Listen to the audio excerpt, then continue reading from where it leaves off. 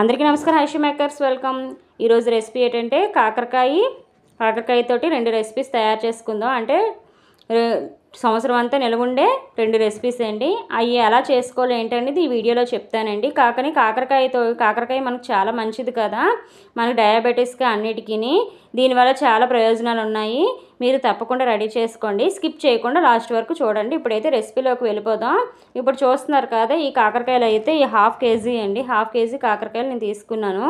ఎందుకంటే ఇది చిన్నపిల్లలు కూడా చాలా ఇష్టంగా తింటారండి, అంత బాగుంటాయి. నేనైతే మా ఇంట్లో అయితే పిల్లలు కాదు, మేము ఎవరు పెద్దవాళ్ళం కూడా మేము తినము, మాకు ఇష్టం ఉండదు.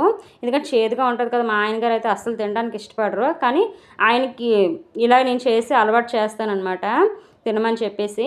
ఇప్పుడైతే మనం ఎలా చేసుకోవాలి ఏంటనేది ఇప్పుడు చూస్తున్నాను. చూడండి, 2 భాగాలు చేస్తాను ఈ కాకరకాయలని. పెద్దవన్నీ ఒక పక్కకు తీసేసి చిన్నవన్నీ ఒక పక్కకు తీసేసాను. చూడండి, బాగా గమనించండి. ఎందుకు ఇలా చేశానంటే, ఇప్పుడు 10 కాకరకాయలు ఉన్నాయి, దాంట్లో 5 ఒక రెసిపీకి 5 ఒక రెసిపీకి చేశాను.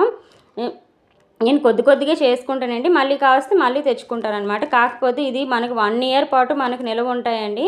మీరు హాస్టల్లో పిల్లలు ఉన్నారు అనుకునేవారు ఇలా మీరు తయారు చేసి పంపించారంటే పిల్లలకు చాలా యూజ్ అవుతుంది.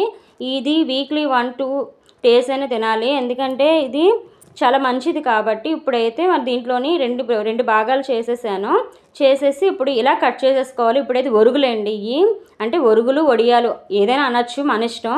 అంటే నాకు ఒరుగులు ఇలా చేసుకునేది ఒరుగులని నేను అంటాను, ఎందుకంటే మనం ఈ గ్రైండ్ చేసి మనం ఆరబెట్టి అదేం చేయట్లేదు కాబట్టి నేను ఒరుగులు అంటున్నాను.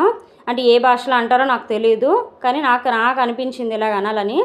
ఇప్పుడు చూస్తున్నారు కదా, ఇవి అయితే ఇలా ఉప్పు వేసి ఊరబెట్టేసుకున్నాను, పక్కన పెట్టేసుకోండి.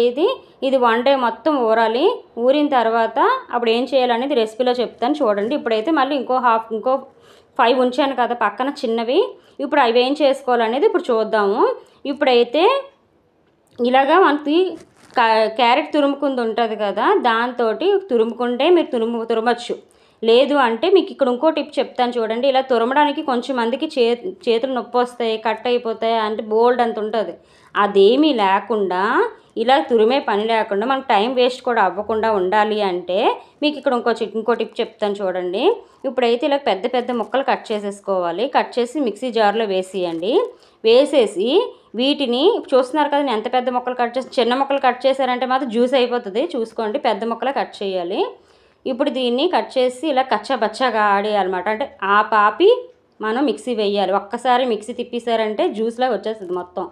అందుకని చెప్పేసి, అంటే వంట రాని వారికి అయితే వాళ్ళ కోసమని ఇలా చెప్తున్నానండి, వంట వచ్చిన వరకు అయితే మీకు తెలుస్తుంది.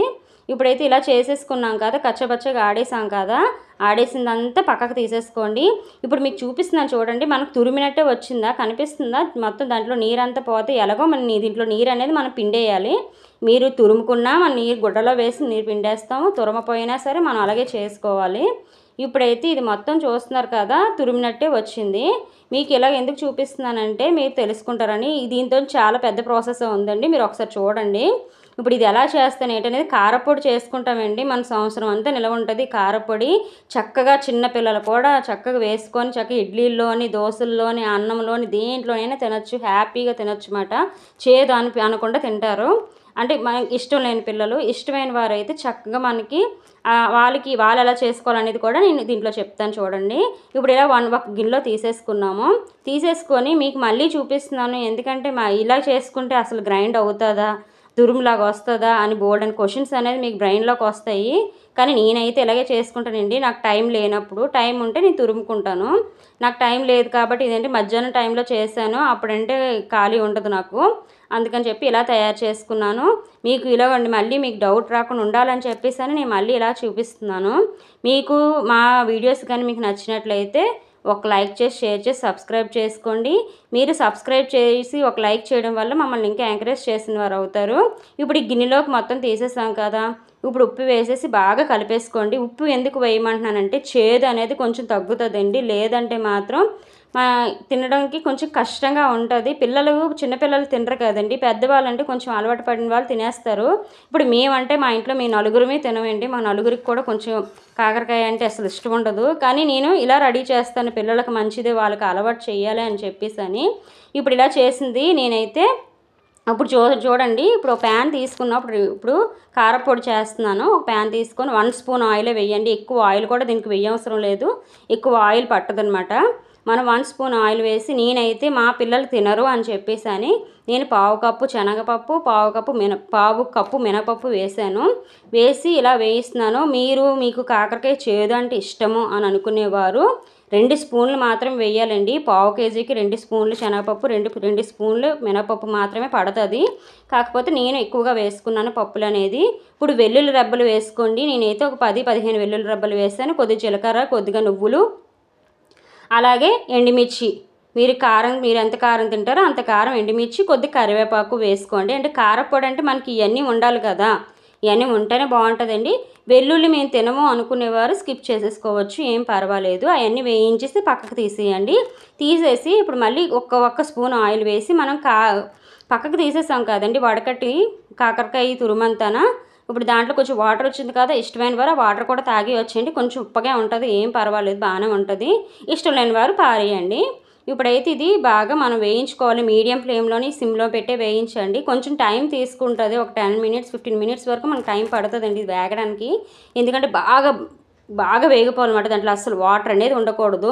నేను కొంచెం ధనియాలు నా దగ్గర లేవండి, ధనియాల పొడి ఉంది, అందువల్ల నేను ధనియాలు దీంట్లో వేసాను. కొంచెం ఉప్పు, పసుపు వేసుకోవాలి. పసుపు కూడా మనకు చాలా మంచిది కదా, మీరు పసుపు అనేది యాడ్ చేసుకోండి. కొద్దిగా ఉప్పు వేసాను. ఇలా కచ్చపచ్చగా మరి ఒక్కసారి ఆడేసాను అనమాట. ఇలా ఆడేసిన తర్వాత మనం మిక్సీ చేసేసిన తర్వాత అప్పుడు దీంట్లోని చూస్తున్నారు కదా, మీకు చూపించాలని దగ్గరగా చూపిస్తున్నాను చూడండి. ఇప్పుడు దీంట్లోని మనం ఏం చేసుకోవాలి. ఇప్పుడు కాకరకాయ ఉంది కదండి, మనం వేయించి పక్కన పెట్టుకున్నాం కదా, చల్లారాలి కదా. చల్లారే లోపు మనకి ఈ పప్పులు అనేది అది వేయించుకునేటప్పుడు పప్పులని చల్లారిపోయి గ్రైండ్ చేసేసుకున్నాం. ఆ తర్వాత కాకరకాయ కూడా చల్లారిపోయింది. ఆ పొడుము కూడా చూసారా ఎంత మెత్తగా మనకి వచ్చిందో. వేగిన తర్వాత మన చేతికి ఇలాగా ప్యాన్లో వేస్తే మనకి ప్యాన్కి అంటుకోకూడదు అన్నమాట, అలా ఉండాలి. కొంచెం బెల్లం వేసుకోండి. మీరు ఎక్కువ తీపి వేసేసుకున్నారంటే అసలు కారపొడి బాగోదు, తినలేరు మీరు. అందువల్ల 1 స్పూను ఈ బెల్లం అనేది వేసుకోండి, చాలు, సరిపోతుంది. కారపొడి రెడీ అయిపోయింది. కారపొడి రెడీ. చాలా బాగుంటుందండి. మా ఇంట్లో వాళ్ళకైతే చాలా ఇష్టం ఇలా చేస్తే, ఎందుకంటే చక్కగా తింటారు. కాకరకాయ వాళ్ళకి ఏదో విధంగా పెట్టాలి అని చెప్పేసి నేను ఇలా తయారు చేస్తాను అనమాట. మామూలు కూర వండినా మా ఇంట్లో వాళ్ళు ఎవరు తినరండి. ఇప్పుడైతే ఒరుగులు అన్నాను కదా, ఇది నెక్స్ట్ డే చేశానండి. అంటే ముందు రోజు పొడి అనేది చేసేసాను, అయిపోయింది. ఇప్పుడు ఒరుగులు చేస్తున్నాను చూడండి, అంటే వడియాలు, కాకరకాయ వడియాలు అనమాట. ఈ మాత్రం చాలా బాగున్నాయండి. మా పిల్లలు అయితే చాలా ఇష్టంగా తినేశారు. ఎందుకంటే ఉప్పుగా ఉన్నాయి, కొంచెం చేదు కూడా లేదు. దీంట్లోని వాటర్ అయితే దాంట్లో వాటర్ అయితే పారేసాం కదా, అసలు ఈ వడియాల్లోనైతే వాటర్ అసలు పారేయమండి. వాటర్ అంతా మనకు దీనికి ఇంకిపోతుంది. ఇదిగోండి, ఈ విధంగా గట్టిగా పిండేసి ఇలా వేసేసుకోండి. ఒక ఎండలోని క్లాత్లో వేసేసుకోండి. అంటే మీరు ప్లేట్లోని వాటిలో ఎండబెట్టొద్దు, ఎందుకంటే ఉప్పు వేస్తాం కాబట్టి ప్లేట్ అనేది అసలు జంగు పట్టేసి స్మెల్ వచ్చేస్తుంది అనమాట. అందుకని చేసి మీరు క్లాత్ మీదే వేయండి. క్లాత్ మీద వేస్తేనే బాగుంటుంది. మీరు ఎండలో వేస్తే ఇలా క్లాత్ మీద వేస్తే కొంచెం నీరు వచ్చింది చూసారా, ఈ నీరు అంతా మీరు పక్కన పెట్టేయండి. పక్కన పెట్టేసి అది మళ్ళీ ఎండిపోయిన తర్వాత మళ్ళీ అవి ఇక చూస్తున్నారు కదా, సాయంత్రానికి నాకు ఇలాగ తయారయ్యాయి.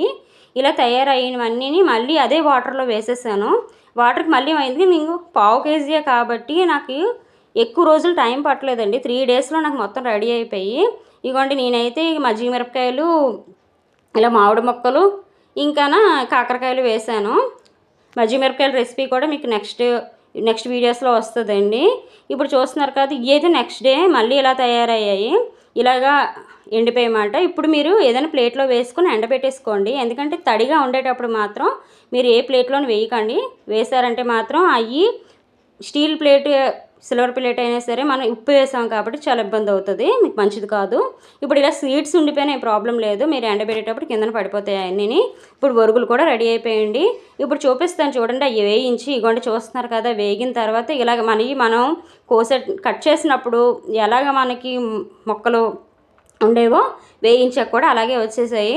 చాలా బాగున్నాయండి, చాలా టేస్టీగా ఉన్నాయి. ఇగోండి ఈ మజ్జిగ మిరపకాయలు, ఈ వేరే మిరపకాయలు అండి, కారం మిరపకాయలని ఇలా నేను తయారు చేశాను కారం లేకుండా. ఎందుకంటే పిల్లలు కూడా ఇష్టంగా తింటారనేసి. ఎందుకంటే మేము ఎక్కువగా మిర్చి కారం ఎక్కువ తినమండి, అందువల్ల నేను అలా తయారు చేసుకున్నాను. అంటే వేరేవి కూడా నేను తయారు చేస్తాను. ఇవి ఎలా తయారు చేస్తాను అవి కూడా అలాగే చేసుకున్నాను, కానీ ఇది వేరే రెసిపీ అండి. అది మీకు నెక్స్ట్ ఇంకొకసారి మీకు చూపిస్తానండి. చూస్తున్నారు కదా, నాకు పూర్తిగా రెడీ అయిపోయిన తర్వాత వేయించేసింది ఆ రోజే ఇలాగా మీకు మళ్ళీ చూపించాలి కదా అని చెప్పేసి చూపిస్తున్నాను. ఇవైతే మజ్జిగ మిరపకాయలు. ఆ మిరపకాయలు మీకు రెసిపీ వస్తే మరి